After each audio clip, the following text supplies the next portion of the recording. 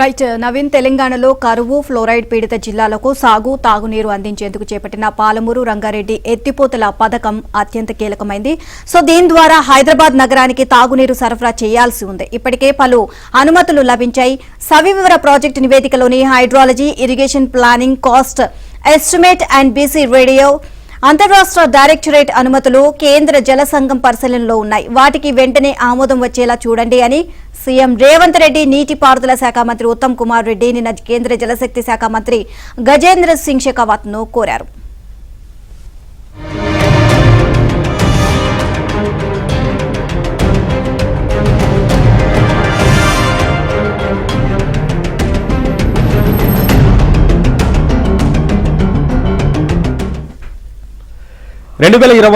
July 15న కేంద్రం జారీ చేసిన గెజెట్ ప్రకారం 2022 సెప్టెంబర్ 13న కేంద్ర జల సంఘంకు డిపిఆర్ను సమర్పించామని నివేదించారు. ప్రాజెక్టు నిర్మాణ అంచనా వ్యయం 55,086 కోట్లని పేర్కొన్నారు. దేశంలో ఏ ప్రాజెక్టుకు జాతీయ హోదా ఇవ్వాలన్నా సాంకేతిక సలహా కమిటీ అనుమతి తప్పనిసరిని వివరించారు. ఈ ప్రతిష్టాత్మక ఎత్తిపోతలకు మైనర్ ఇరిగేషన్లో మిగిలిన 45 టీఎంసీలతో పాటు కృష్ణా డెల్టాకు పోలవరం ద్వారా తరలించే 80 టీఎంసీల్లో సాగర్ ఎగువ రాష్ట్రాలు వాడుకోవడానికి ఇచ్చిన వెసులుబాటుతో 45 టీఎంసీల నికర జలాలు దక్కాయని గుర్తు చేశారు.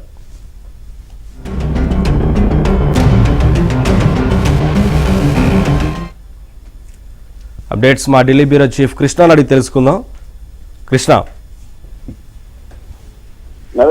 నిన్న ఏఐసీసీ కీలక సమావేశానికి హాజరైనటువంటి ముఖ్యమంత్రి రేవంత్ రెడ్డి ముగ్గురు కేంద్ర మంత్రులను కలిశారు. అమిత్ షా, హర్దీప్ సింగ్ పురి, అదేవిధంగా కేంద్ర జలశక్తి మంత్రి షెకావత్ ను కూడా కలిశారు. రాష్ట్రానికి సంబంధించినటువంటి అనేక ముఖ్యమైనటువంటి విషయాలను వారి దృష్టికి తీసుకొచ్చారు. ముఖ్యంగా అమిత్ షాతో తొలిసారిగా ముఖ్యమంత్రి అయిన తర్వాత తొలిసారిగా అమిత్ షాతో కలిశారు. ఆయనతో కలిసి అదనంగా ఐపీఎస్ అధికారులు కేటాయించాలి, తర్వాత రాష్ట్ర విభజన చట్టం ప్రకారం ఉమ్మడి ఆస్తుల విభజనకు సహకరించాలి, తెలంగాణ ఆస్తులు వినియోగించుకున్నందుకు ఏపీ నుంచి వడ్డీతో కలిపి బకాయిలు ఇప్పించాలి అంటూ అమిత్ షాకు విజ్ఞప్తి చేశారు. మరోపక్క హైదరాబాద్ మెట్రో 2వ దశ మూసి రేవ్ ఫ్రంట్ పై కేంద్ర మంత్రి హర్దీప్ సింగ్ పురికి కూడా విజ్ఞప్తి చేశారు.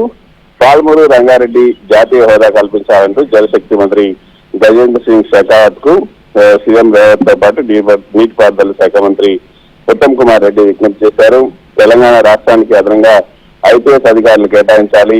రాష్ట్ర విభజన సమయంలో తెలంగాణ కేవలం 76 మంది ఐపీఎస్ అధికారులను కేటాయించారు. జిల్లాల విభజన శాఖల పర్యవేక్షణ నిమిత్తం రాష్ట్రానికి అదనంగా 29 అదనపు ఐపీఎస్ పోస్టులు కేటాయించాలని కేంద్ర మంత్రిని ముఖ్యమంత్రి కోరారు. ముఖ్యమంత్రి విజ్ఞప్తికి కేంద్ర మంత్రి అమిత్ షా సానుకూలంగా స్పందించినట్లుగా మనకు తెలుస్తుంది. 2024లో కొత్తగా వచ్చే ఐపీఎస్ బ్యాచ్ నుంచి తెలంగాణకు అధికారులను అదనంగా కేటాయిస్తామని కూడా హామీ ఇచ్చారు. ముఖ్యమంత్రిగా బాధ్యతలు స్వీకరించిన తర్వాత తొలిసారిగా కేంద్ర హోంశాఖ మంత్రి అమిత్ షాను కలిసినటువంటి రేవంత్ రెడ్డి నిన్న జరిగినటువంటి ఈ సమావేశం కొంత సామరస్యంగానే జరిగింది. రాష్ట్రానికి చెందినటువంటి పలు అంశాలను అమిత్ షా దృష్టికి తీసుకొచ్చారు. రాష్ట్ర పునర్విభజన చట్టం 9వ షెడ్యూల్లో పేర్కొన్న సంస్థల విభజనను పూర్తి చేయాలి, 10వ షెడ్యూల్ పరిధిలో ఉన్నటువంటి సంస్థల వివాదాన్ని పరిష్కరించాలి అంటూ కూడా కోరారు. న్యూఢిల్లీలో ఉన్నటువంటి ఉమ్మడి రాష్ట్ర భవన్ విభజనను సాఫీగా పూర్తి చేయాలి, చట్టంలో ఎక్కడా పేర్కొనకుండా ఉన్నటువంటి సంస్థలను ఆంధ్రప్రదేశ్ క్లెయిమ్ చేసుకోవడం ఈ విషయంపై దృష్టి సారించాలని కూడా కేంద్ర హోంశాఖ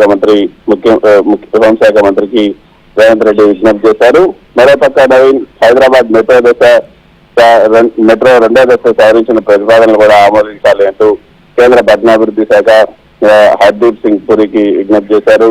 అంతేకాకుండా హైదరాబాద్ మెట్రో 2వ దశ ఏదైతే బిహెచ్ఈఎల్ లగడికాపూల్, నాగోల్, ఎల్బీ నగర్ 26 కిలోమీటర్లు 9,100 కోట్ల అంచనా వ్యయంతో నిర్మించినటువంటి దీంతో పాటు విమానాశ్రయం మెట్రో కారిడార్ రాయదుర్గం నుంచి శంషాబాద్ విమానాశ్రయం వరకు 32 కిలోమీటర్లు 6,250 కోట్ల అంచనా వ్యయంతో ఉంది. వాటిని కూడా ఆమోదించాలని కోరడం జరిగింది. మరోపక్క ముఖ్యమైనటువంటి విషయం, పాలమూరు రంగారెడ్డికి జాతీయ ప్రాజెక్టు హోదా కల్పించాలి అంటూ కేంద్ర జలశక్తి మంత్రి గజేంద్ర సింగ్ షెకావత్ కూడా ముఖ్యమంత్రి రేవంత్ రెడ్డి విజ్ఞప్తి చేశారు. ఈ సందర్భంగా నీటిపారుదల శాఖ మంత్రి ఈ యొక్క పాలమూరు రంగారెడ్డి ప్రాధాన్యతను కేంద్ర మంత్రికి వివరించారు. కరువు ఫ్లోరైడ్ పీడిత ప్రాంతాలైన జిల్లాలంటే నాగర్ కర్నూలు, మహబూబ్ నగర్, వికారాబాద్, నారాయణపేట్, రంగారెడ్డి, నల్గొండ జిల్లాల్లో 12.30 లక్షల ఎకరాలకు పాలమూరు రంగారెడ్డి ఎత్తిపోతల నుంచి సాగునీరు ఇవ్వాల్సి ఉంటుంది. కాబట్టి ఈ ప్రాజెక్ట్ నుంచి 6 జిల్లాల పరిధిలో 1,226 గ్రామాలతో పాటు హైదరాబాద్ మహానగరానికి తాగునీరు సరఫరా చేయాల్సి ఉంటుంది. కాబట్టి ప్రాజెక్టుకు సంబంధించి ఇప్పటికే పలు అనుమతులు తీసుకున్నా కూడా ఇంకా హైడ్రాలజీ, ఇరిగేషన్ ప్లానింగ్, అంచనా వ్యయం, బీసీ రేషియో, అదేవిధంగా అంతర్రాష్ట్ర అంశాలు కేంద్ర సంఘం పరిధులు, కేంద్ర జల సంఘం పరిశీలనలో ఉన్నాయి. కాబట్టి వాటిని వెంటనే ఆమోదం తెలపాలని కోరారు. అదేవిధంగా అనేక అంశాలను కూడా దృష్టికి తీసుకొచ్చారు. ఈ రోజు యూపీపీఎస్సీ చైర్మన్ కూడా సీఎం రేవంత్ రెడ్డి కలవబోతున్నారు. అక్కడ ఏదైతే రాష్ట్రంలో ఈ యొక్క ఎగ్జామ్స్ నిర్వహించడానికి సరైనటువంటి వ్యవస్థను ఏర్పాటు చేసేందుకు యూపీపీఎస్సీ లాంటి వ్యవస్థను ఏర్పాటు చేసేందుకు ఇక్కడ ఎటువంటి చర్యలు తీసుకుంటున్నారో అదేవిధంగా అక్కడ ఏపీ తెలంగాణలో కూడా ఇటీవల పేపర్ లీకేజీలు చూసాం. అటువంటి లీకేజీలు కాకుండా ఉండేందుకు ఒక పకడ్బందీ వ్యవస్థను ఏర్పాటు చేసేందుకు ఏ విధంగా ముందుకెళ్లాలనేది యూపీపీఎస్సీ నుంచి సలహాలు, సూచనలు తీసుకోబోతున్నారు. అవసరమైతే యూపీపీఎస్సీని అక్కడ ఒక బోర్డును కూడా ఏర్పాటు చేయాలని చూపించే అవకాశం ఉంది. దీనిపైన కూడా యూపీపీఎస్సీ చైర్మన్ ఈ రోజు కలవబోతున్నారు.